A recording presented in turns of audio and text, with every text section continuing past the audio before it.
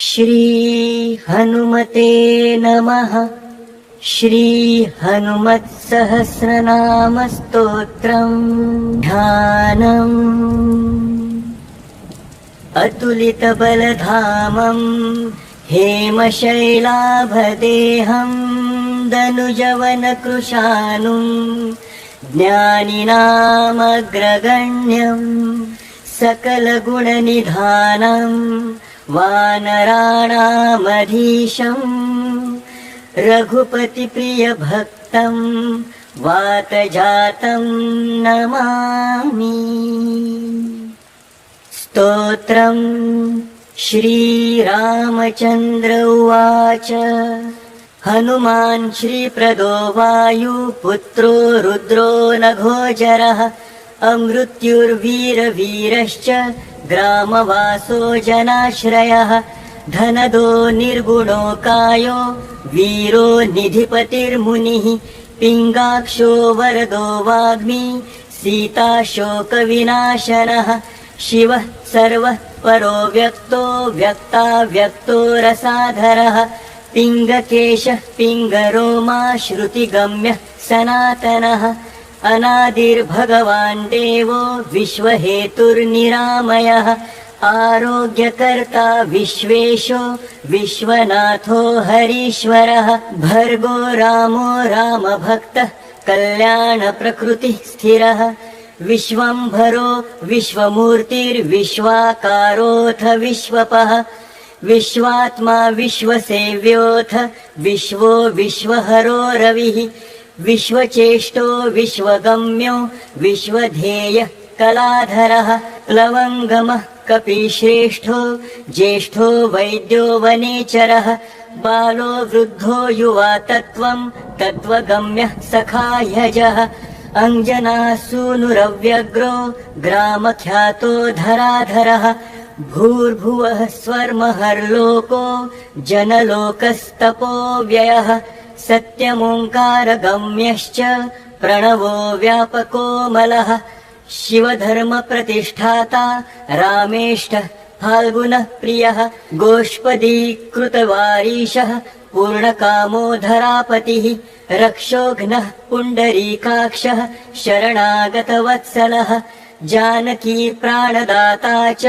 रक्षः प्राणापहारकः पूर्णः सत्यः पीतवासा दिवाकरसमप्रभः देवोद्यानविहारी च देवता भयभञ्जनः भक्तोदयो भक्तलब्धो भक्तपालनतत्परः द्रोणहर्ता शक्तिनेता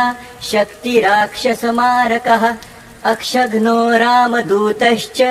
शाकिनी जीवहारकः बुबुकारहता रातिर्गर्वपर्वतमर्दनः हेतुस्त्वहेतुः प्रांशुश्च विश्वभर्ता जगद्गुरुः जगन्नेता जगन्नाथो जगदीशो जनेश्वरः जगद्धितो हरिः श्रीशो गरुडस्मयभञ्जनः पार्थध्वजो वायुपुत्रो मितपुच्छो मितविक्रमः ब्रह्मपुच्छः परब्रह्मपुच्छो रामेष्टकारकः सुग्रीवादियुतो ज्ञानी वानरो वानरेश्वरः कल्पस्थायी चिरञ्जीवी तपनश्च सदाशिवः सन्नतिः सद्गतिर्भुक्तिमुक्तिदः कीर्तिदायकः कीर्तिः कीर्तिप्रदश्चैव समुद्रः श्रीपदः शिवः भक्तोदयो भक्तगम्यो भक्तभाग्यप्रदायकः उदधिक्रमणो देवः संसारभयनाशनः वार्धिबन्धनकृत् विश्वजेता विश्वप्रतिष्ठितः लङ्कारी कालपुरुषो लङ्केशगृहभञ्जनः भूतावासो वासुदेवो वसुस्त्रीभुवनेश्वरः श्रीरामरूपः कृष्णस्तु लङ्काप्रासादभञ्जकः कृष्णः कृष्णस्तुतः शान्तः शान्तिदो विश्वपावनः विश्वभोक्ताथ मारघ्नो ब्रह्मचारी जितेन्द्रियः ऊर्ध्वगो लाङ्गुलीमाली लाङ्गुलाहतराक्षसः समीरतनुजो वीरो वीरतारो जयप्रदः जगन्मङ्गलदः पुण्यः पुण्यश्रवणकीर्तनः पुण्यकीर्तिः पुण्यगतिर्जगत्पावनपावनः देवेशोजितमारोथ रामभक्तिविधायकः ध्याता ध्येयो लयः साक्षी चेता चैतन्यविग्रह ज्ञानदः प्राणो जगत्प्राणः समीरणः विभीषणप्रियः शूरः पिप्पलाश्रयसिद्धिदः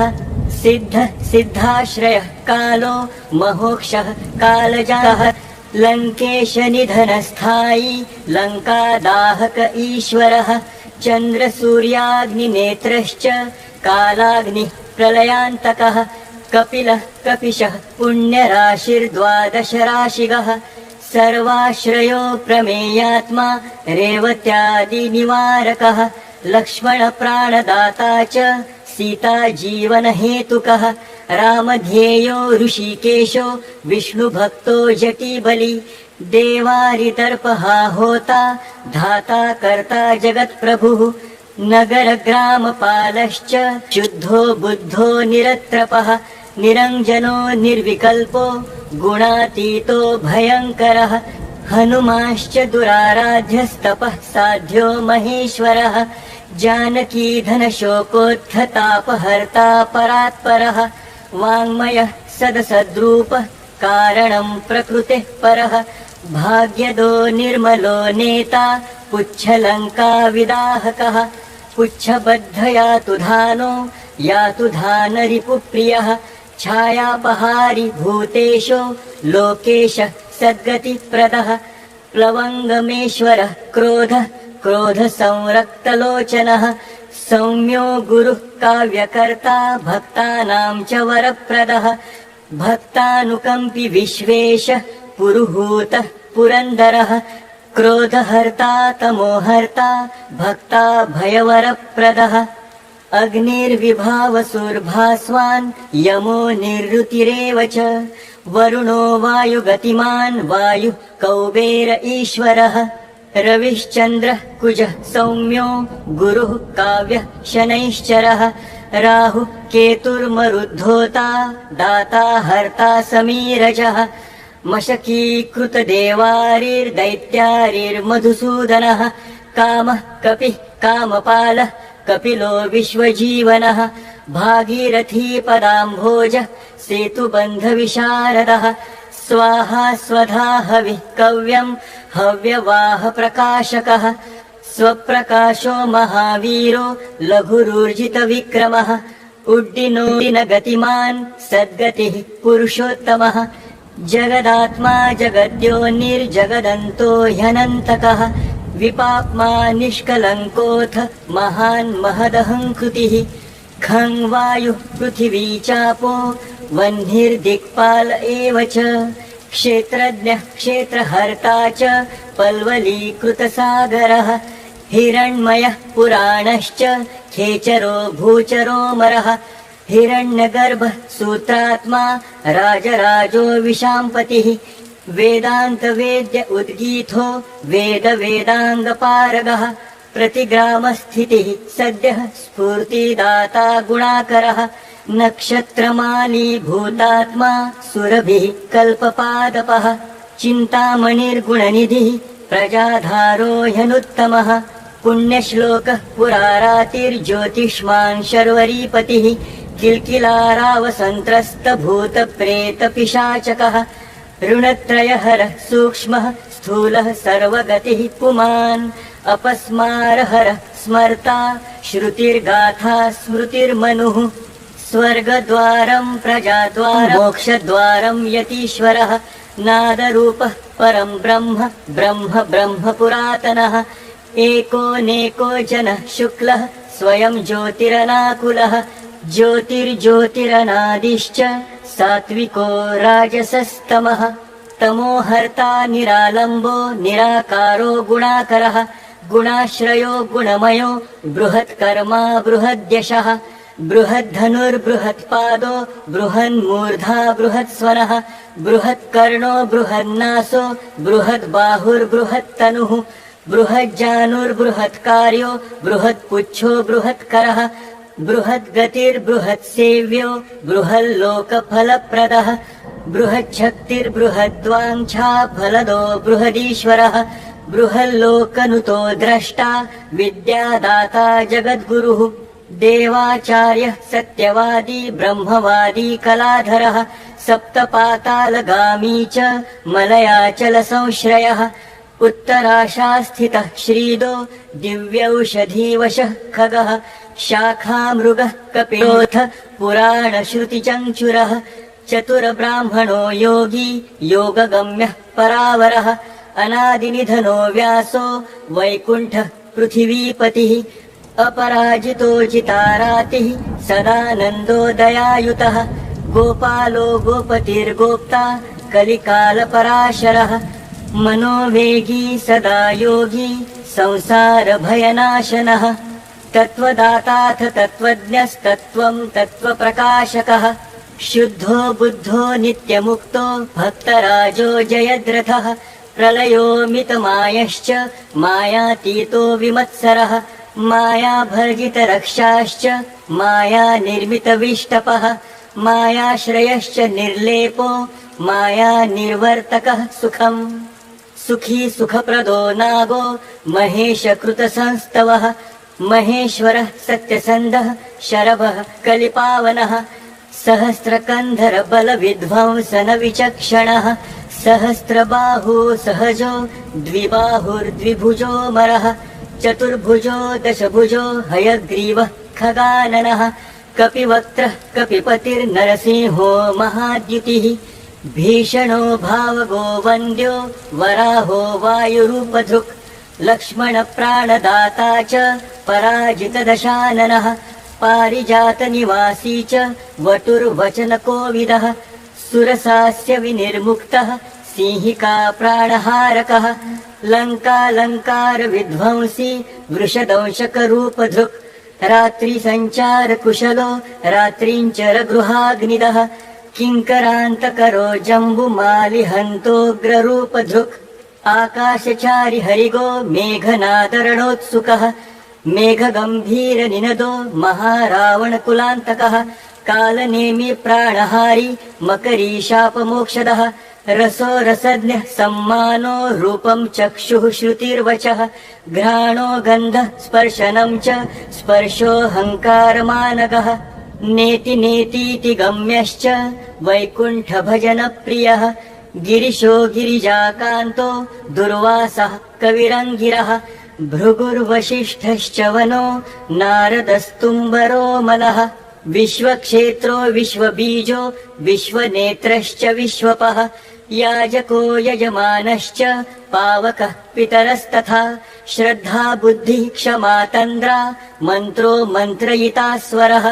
राजेन्द्रो भूपतिरुण्डमाली संसारसारथिः नित्यसम्पूर्णकामश्च भक्तकामधुगुत्तमः गणपः केशवो भ्रापिता माता च मारुतिः सहस्रमूर्धानेकास्यः सहस्राक्षः सहस्रपात् कामजित् कामदहनः कामः कामफलप्रदः मुद्रापहारि रक्षोघ्नः क्षितिभारहरो बलः नखदंष्ट्रायुधो विष्णुर्भक्ता भयवरप्रदः दर्पः दर्पदो दंष्ट्रा शतमूर्तिरमूर्तिमान् महानिधिर्महाभागो महाभर्गो महर्धिदः महाकारो महायोगी महातेजा महाद्युतिः महासनो महानादो महामन्त्रो महामतिः महागमो महोदारो महादेवात्मको विभुः रौद्रकर्मा क्रूरकर्मा रत्ननाभः कृतागमः अम्भोधिलङ्घनः सिंहः सत्यधर्मप्रमोदनः जितामित्रो जयः सोमो विजयो वायुनन्दनः जीवदाता सहस्रांशुर्मुकुन्दो भूरि दक्षिणः सिद्धार्थः सिद्धिदः सिद्धसङ्कल्पः सिद्धिहेतुकः सप्तपातालचरणः सप्तर्षिगणवन्दितः सप्ताब्धिलङ्घनो वीरः सप्तद्वीपोरुमण्डलः सप्ताङ्गराज्यसुखदः सप्तमातृनिषेवितः सप्तस्वर्लोकमुकुटः सप्तहोता स्वराश्रयः सप्तच्छन्दोनिधिः सप्तछन्दः सप्तजनाश्रयः सप्तसामोपगीतश्च सप्तपातालसंश्रयः मेधादः कीर्तिदः शोकहारी दौर्भाग्यनाशनः सर्वरक्षाकरो गर्भदोषः पुत्रपौत्रदः प्रतिवादिमुखस्तम्भो रुष्टचित्तप्रसादनः पराभिचारशमनो दुःखः बन्धमोक्षदः नवद्वाराधारो नवद्वारनिकेतनः नरनारायणस्तुत्यो नवनाथमहेश्वरः मेखलीकवची खड्गी भ्राजिष्णुर्जिष्णुसारथिः बहुयोजनविस्तीर्णपुच्छः पुच्छहतासुरः दुष्टग्रहनिहन्ता च पिशाचग्रहघातकः बालग्रहविनाशी च धर्मनेता कृपाकरः उग्रकृत्यश्चोग्रवेग उग्रनेत्रः शतक्रतुः शतमन्योनुतः स्तुत्यः स्तुतिः स्तोता महाबलः समग्रगुणशाली च व्यग्रो रक्षो विनाशकः रक्षोऽग्निदाहो ब्रह्मेशः श्रीधरो भक्तवत्सलः मेघनादो मेघरूपो मेघवृष्टिनिवारकः मेघजीवनहेतुश्च मेघश्यामः परात्मकः समीरतनयो योद्धा नृत्यविद्याविशारदः अमोघो मोघदृष्टिश्च इष्टदोरिष्टनाशनः अर्थोऽनर्थापहारी च समर्थो रामसेवकः अर्थिवन्द्यो सुरारातिः पुण्डरीकाक्ष आत्मभुः संकर्षणो विशुद्धात्मा विद्याराशिः सुरेश्वरः अचलोद्धारको नित्यः सेतुकृत् रामसारथिः आनन्दः परमानन्दो मत्स्यः कूर्मो निराश्रयः वाराहो नारसिंहश्च वामनो जमदग्निजः रामः कृष्णः शिवो बुद्धः कल्कि रामाश्रयो हरिः नन्दी भृङ्गी च चण्डी च गणेशो गणसेवितः कर्माध्यक्षः सुराध्यक्षो विश्रामो जगतीपतिः जगन्नाथः कपीशश्च सर्वावासः सदाश्रयः सुग्रीवादिस्तुतो दान्तः सर्वकर्माप्लवङ्गमः नखदारितरक्षाश्च नखयुद्धविशारदः कुशलः सुधनः शेषो वासुकिस्तक्षकस्तथा स्वर्णवर्णो बलाढ्यश्च पुरुजेताघनाशनः कैवल्यरूपः कैवल्यो गरुडः पन्नगोरगः किल्किल्रावः तारातिर्गर्वपर्वतभेदनः वज्राङ्गो वज्रदंष्ट्रश्च भक्तवज्रनिवारकः नखायुधो मणिग्रीवो ज्वालामाली च भास्करः प्रौढप्रतापस्तपनो भक्ततापनिवारकः शरणं जीवनं भोक्ता नानाचेष्टो ह्यचञ्चलः स्वस्तिमान् स्वस्तिदो दुःखशातनः पवनात्मजः पावनः पवनः कान्तो भक्तागः सहनो बली मेघनादरिपुर्मेघनाद संहत राक्षसः क्षरोक्षरो विनीतात्मा वानरेशः सतां गतिः श्रीकण्ठः शितिकण्ठश्च सहायः सहनायकः अस्थूलस्त्वननुर्भर्गो दिव्यः संसृतिनाशनः अध्यात्मविद्यासारश्च ह्यध्यात्मकुशलः सुधिः अकल्मषः सत्यहेतुः सत्यदः सत्यगोचरः सत्यगर्भः सत्यरूपः सत्यः सत्यपराक्रमः अञ्जनाप्राणलिङ्गश्च वायुवंशोद्भवः शुभः भद्ररूपो रुद्ररूपः सुरूपश्चित्ररूपधृक् मैनाकवन्दितः सूक्ष्मदर्शनो विजयो जयः क्रान्तदिङ्मण्डलो रुद्रः प्रकटीकृतविक्रमः कम्बुकण्ठः प्रसन्नात्मा ह्रस्वनासो वृकोदरः लम्बौष्ठः कुण्डलीचित्रमाली योगविदाम्बरः विपश्चित्कविरानन्दविग्रहो नल्पशासनः फाल्गुनी सूनुरव्यग्रो योगात्मा योगतत्परः योगविद्योगकर्ता च योगयोनिर्दिगम्बरः अकारादिहकारान्तवर्णनिर्मितविग्रह उलूखलमुखः सिद्धसंस्तुतः प्रमथेश्वरः श्लिष्टजङ्घः श्लिष्टजानु श्लिष्टपाणिः शिखाधरः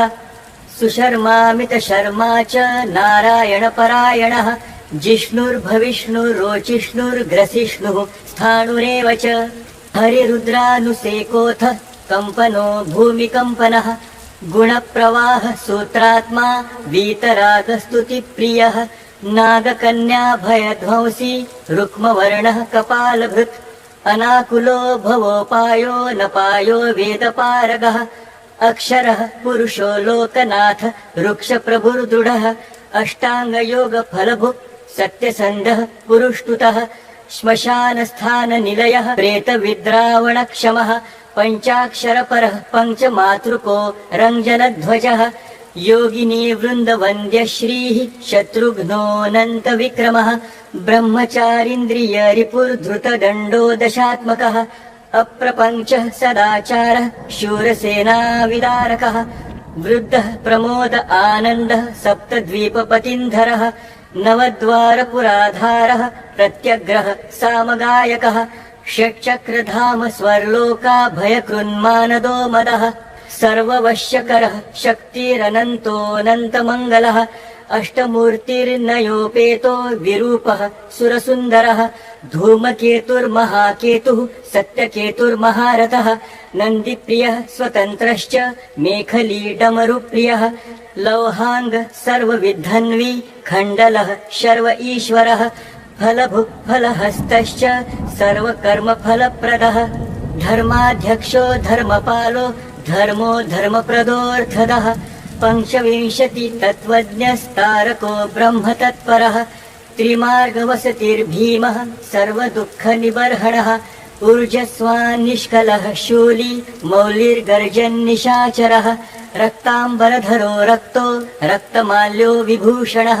वनमाली शुभाङ्गश्च श्वेतः श्वेताम्बरो युवा जयो जयपरिवारः सहस्रवदनः कपिः शाकिनी डाकिनी यक्ष रक्षो भूतप्रभञ्जकः सद्यो जातः कामगतिर्ज्ञानमूर्तिर्यशस्करः शम्भुतेजः सार्वभौमो विष्णुभक्तः प्लवङ्गमः चतुर्नवतिमन्त्रज्ञः पौलस्त्यबलदर्पः सर्वलक्ष्मीप्रदः श्रीमानङ्गदप्रिय ईडितः स्मृतिबीजं सुरेशानः संसारभयनाशनः उत्तमः श्रीपरिवारः श्रितो रुद्रश्च कामधुक् इति मन्त्रमहार्णवे पूर्वखण्डे नवमतरङ्गे श्रीरामकृतं श्रीहनुमत्सहस्रनामस्तोत्रं सम्पूर्णम्।